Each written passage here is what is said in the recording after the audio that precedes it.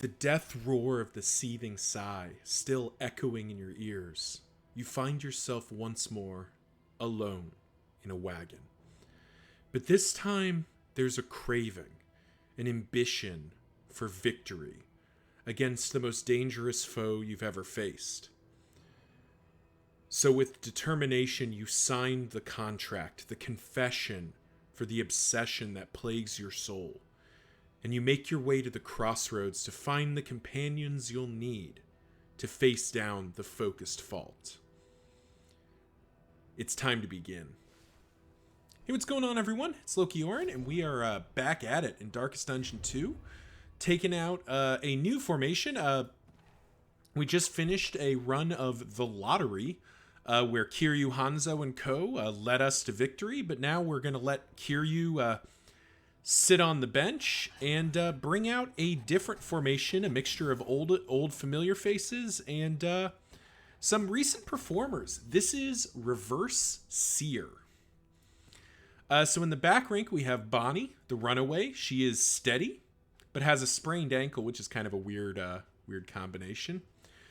And we're going to go ahead and pop her in as an orphan because we have every intention of just leaving her in the 4th rank. So we are just going to set the world on fire. Probably do something like that. Probably just swap in Firestarter. We want run and hide just in case we need to move her back for some reason. And yeah, next up we have Alhazred. He is sneaky, but a book burner. And there's really kind of a choice here. We could do Ritualist. We could do kind of our old standby. But I did unlock Aspirant. And this is the point where I kind of disclose this is my second attempt at recording Reverse Sear. In a previous run, I got as far as Zone 1 Sluice. Before I realized that I'd made a couple of errors, and ultimately I didn't think it was going to be the best content. So instead I elected, let's just reset, let's go back and, just kind of go again. But I think here, Aspirant's pretty interesting, but Amnesis is not a skill we're going to be making use of, so I think we end up going Ritualist again. There's some consideration for Warlock, because it is just better Occultist. But I think the plus healing given and the vulnerable chance if we can find Seeing Sphere ends up being quite good.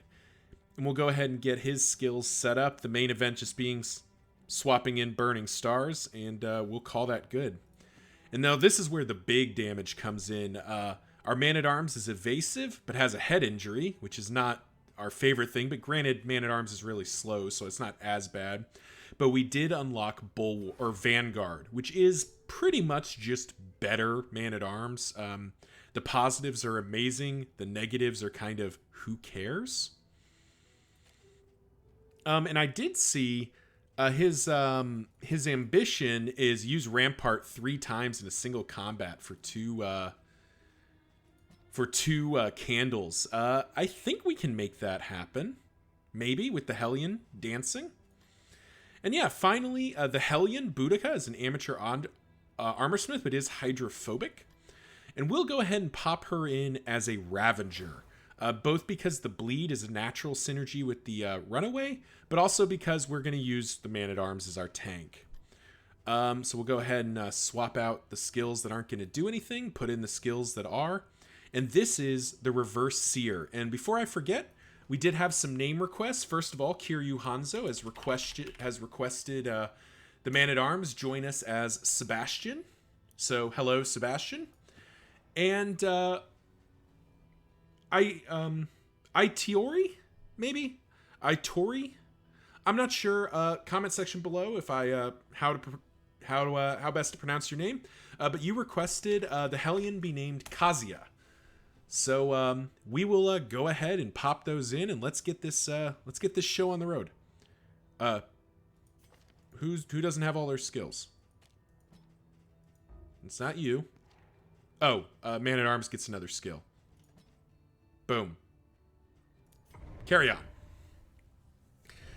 So yeah, as we head into the valley, let's see if I even. Yeah, only got the 2 candles. Rather than worrying about the Altar of Light, we're just gonna hone in on the formation as a whole. So to start with, this is an incredibly tanky front line. We have multiple. We have both the Hellion and the Man at Arms. Wow, that's curing Kappa. That's a good trinket to get. Yeah, definitely like that. This is a very tanky front line. Both the Man-at-Arms and the Hellion, very naturally tanky characters. So there's really not a lot that's going to get through our front line.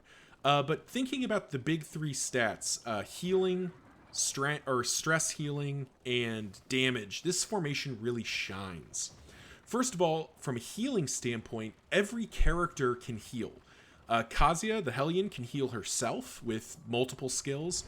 Sebastian, our Man-at-Arms, can heal himself with strategic withdrawal when it's upgraded. Alhazred, the occultist, has weird reconstruction, and Bonnie can heal herself with run and hide when it's upgraded, as well as cauterize to get rid of bleeds. So very high healing output. Supporting that, from a stress standpoint, both Kazuya and Sebastian both bring stress healing to the table. Wow, that is an early wind chime. Yes, please. And stimulating poultice. It's kind of early to be collecting those. Did we have any negative traits that were real bad? Sprained ankle, book burner, head injury we'd probably like to get rid of. Yeah, okay. Call that good. But like I was saying, from a stress healing standpoint, you have Raucous Revelry for AoE stress healing and Bolster for spike stress healing. This formation really has ample stress healing relative to most formations. And then finally, damage output. Even ignoring Hero Pass, we have some incredibly high damage output with the Man-at-Arms getting basically 3 swings around with Retribution, the Hellion hitting pretty darn hard, and the Occultist and the Runaway bringing extra backline damage, and particularly the Runaway bringing a whole lot of burn. This formation really has ample damage output. One weakness, I guess, you can point there, this formation somewhat struggles with rank 3. Just because of kind of like the Hellion can't reach rank 3, the Man-at-Arms can, but only with Crush. And the other characters can hit back there, but it's not. I noticed in the previous run that rank 3 seemed a little bit problematic, though not I think an enormous deal. Bonnie, we really need you to. All right. Really needed Bonnie to land that burn, but whatever. I mean, in the end, this fight's going to go down pretty darn easy. And yeah, so with that, we'll head into the inn here and figure out where we're heading next. Yeah. Who should get the Kappa, I wonder? Probably Alhazred, because he AoEs some percentage of the time. Yeah, we'll put it on Alhazred. Definitely that wind chime is a nice early pickup, as is a pipeweed. There's some nice early pickups here.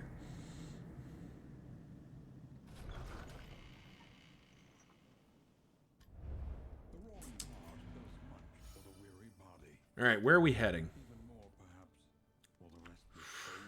Ooh, That is a very tempting sprawl. Visit an oasis for the griddle. The griddle is quite good. Those flapjacks just end up meaning you can forget about food. Visit the oasis, but the sluice is a chance to ramp in power. But we can't be guaranteed we're ever going to see the griddle again. We'll put a pin in it. We'll come back. Wind chime's a very nice early pickup. Let's check our provisioner here. I wish I could buy that medical cabinet. And we do need to start stacking up restorative herbs, but I think it's too early to start worrying about that. I think I'd rather have the healing salve just to have a single bit of reliable, like, extra healing. And we can afford a minor heat shield, which I think we will. We'll go ahead and pop that on the Man-at-Arms just to give him a bit of burn resistance. Not much, but a little bit. Let's see. Who can we... Is there anyone we can push up higher? Not really, so... Guess, Kazi and the Man-at-Arms. Why not? Get that to 10.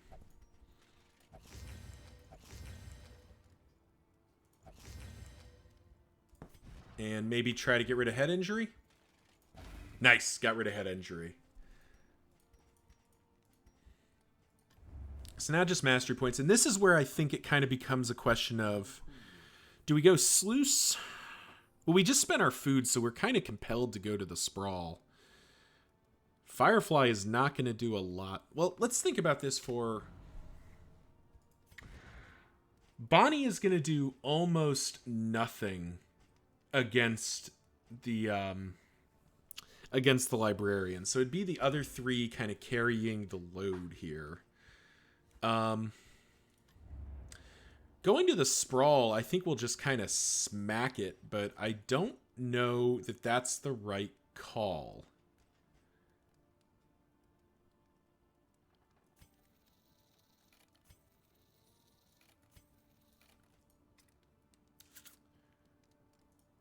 All right, I know what we're going to do. All right. So first upgrade is going to be toe-to-toe. We do want the Hellion to be able to remove Winded with toe-to-toe. It does really hold her kit together. And then the other upgrade is going to be Firefly. It's not going to be very useful against the Librarian, but everywhere else, Bonnie is still going to do quite a lot of damage. And the only other option really would be Sacrificial Stab, but we're not super great at combo generation just yet. So I think that's the answer. Let's just get our... Well, actually, no. Maybe not. The alternative would be Retribution. Actually, there we go. We'll upgrade Retribution. And I think that'll be good. And I do think we're going to skip the Sluice.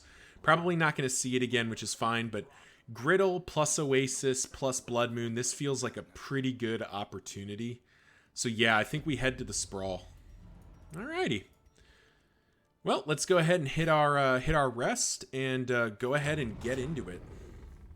So thank you all for watching. Remember to like, comment, subscribe. You know the drill. Let the YouTube algorithm know that I make content that you and people like you like to watch. Until next time, see ya.